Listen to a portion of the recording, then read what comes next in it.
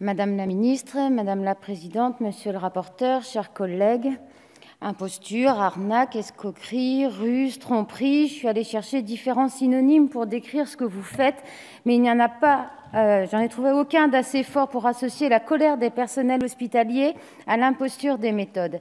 Madame la ministre, cet automne, vous nous offrez le spectacle d'une formidable manipulation. C'est plutôt classique, mais cette fois-ci, vous vous êtes surpassée. Après 7 mois de grève des urgences et une mobilisation d'ampleur de tous les services de l'hôpital depuis septembre, l'Assemblée nationale était pour le moins surprise que vous lui proposiez un plan d'économie de 800 millions d'euros sur l'hôpital public pour 2020. 800 millions d'euros en moins malgré les souffrances du personnel hospitalier. 800 millions d'euros en moins malgré les brancards qui s'accumulent dans les couloirs des urgences. 800 millions d'euros en moins malgré les cris d'alarme qui vous ont été lancés. Vous vous étiez bien gardé de crier sur les toits les conséquences de ce vote sur les conditions de travail du personnel hospitalier et sur les qualités des soins.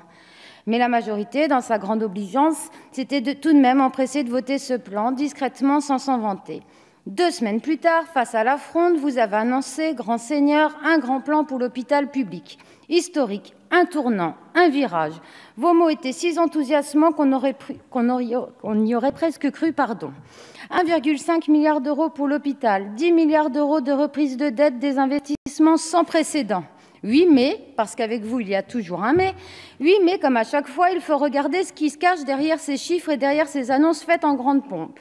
Après avoir analysé dans les détails les mesures annoncées, nous comprenons que vous poursuivez vos économies sur l'hôpital public de 600 millions d'euros pour 2020. Pour ceux qui ont le courage de suivre votre montage, est le suivant. Vous annoncez 1,5 milliard sur 3 ans, dont 300 millions pour 2020. L'amendement que nous examinions la semaine dernière révèle que sur les 300 millions, 100 millions sont pour la branche vieillesse. Il ne reste donc que 200 millions pour les hôpitaux. Et comme cette mesure s'ajoute au plan d'économie de 800 millions que vous nous faisiez voter il y a un mois, votre plan d'économie s'élève bien à 600 millions d'euros pour 2020. La boucle est bouclée, l'entourloupe bien ficelée.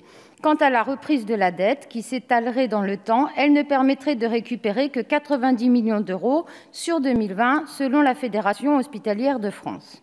On est très loin des 4 milliards indispensables pour retrouver la situation légèrement moins critique d'il y a quelques années. Jeudi dernier, à Pont-à-Mousson, les personnels hospitaliers en grève m'ont montré votre courrier envoyé la semaine dernière. Ils n'ont que très peu apprécié votre langue de bois, car les conséquences, eux, les vivent très concrètement. Votre politique poursuit donc son cours, comme les années passées, avec toujours plus de regroupements, de fermetures de lits, de fermetures de services.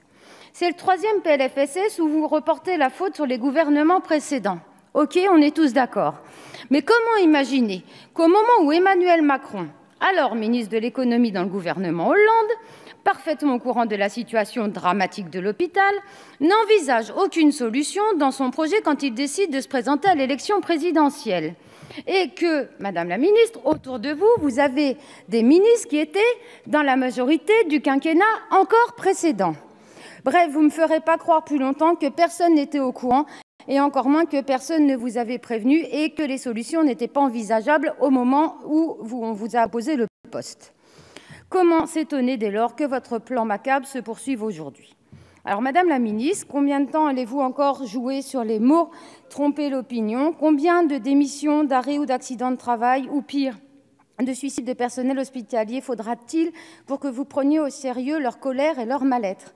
Combien de personnes décédées dans les urgences, faute de moyens, faudra-t-il? La situation sanitaire est critique, l'insécurité, les insultes, les attaques de plus en plus fréquentes. Madame la ministre, aujourd'hui, tous les corps de métier sont soudés pour sauver l'hôpital public. Inutile d'essayer de les diviser par des primes sectorielles, ça ne fonctionne pas. Les soignants ne demandent pas l'aumône, ils souhaitent une revalorisation de leur rémunération à la hauteur de leur travail. Par ce PLFSS, vous détruisez la cohésion sociale, vous détruisez ce qui a fait le ciment de notre société, vous détruisez le soin. Nos personnels hospitaliers ne demandent qu'une chose, pouvoir soigner dignement les patients. Alors, Madame la ministre, un conseil, reculez maintenant. Les expériences comptables ont assez duré, ça suffit. Donnez-nous les moyens humains et financiers et laissez-les soigner en paix. Je vous remercie. Merci, Madame.